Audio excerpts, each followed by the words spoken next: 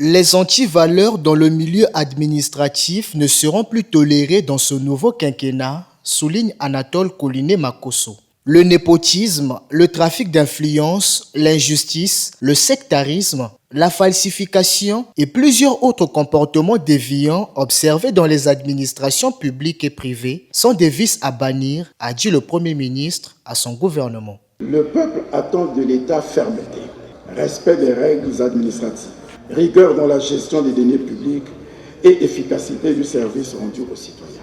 Le gouvernement s'engage à lutter résolument contre les comportements déviants dans l'administration, notamment la corruption et les pots de vin, l'absentéisme et l'incivisme professionnel, la falsification de documents, la divulgation non autorisée d'informations, le favoritisme et le népotisme, ainsi que les détournements des fonds publics. Face à ces dérives, des mesures structurelles seront mises en œuvre par le ministère en charge de la lutte contre les antivaleurs dans l'administration publique. Ce lundi 22 juin 2026, le chef du gouvernement a présenté la feuille de route allant de 2026 à 2030 devant les parlementaires et toute l'équipe gouvernementale. La concrétisation de ce programme d'action du gouvernement est un impératif, précise le Premier ministre. La mission qui nous incombe est considérable et j'en mesure l'ampleur. Le présent mandat, c'est le temps des missions. Il faut bâtir, livrer, changer le quotidien des Congolais. Le gouvernement entend remédier aux problèmes d'eau, d'électricité, chômage des jeunes, amélioration de l'offre de santé et à la mise en place d'une politique d'assainissement pour les villes de Brazzaville et Pointe-Noire. Le secteur de l'énergie demeure prioritaire.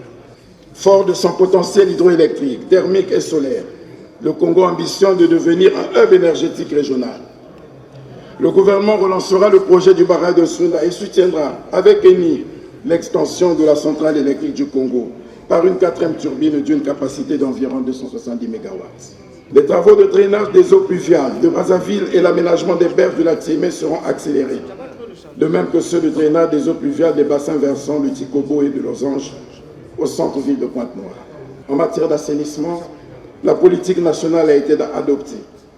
Une société de salubrité urbaine est à l'étude et la lutte contre les inondations et l'érosion sera renforcée à Brazzaville et Pointe-Noire. Les politiques publiques seront ainsi orientées vers une meilleure inclusion des jeunes dans la vie économique et leur insertion professionnelle dans les secteurs publics et privés. Tiré du projet de société du président de la République, Denis Sassou Nguesso, le programme d'action du gouvernement place au cœur de ses priorités l'investissement du capital humain et la culture du mérite, la transparence et l'obligation de rendre des comptes.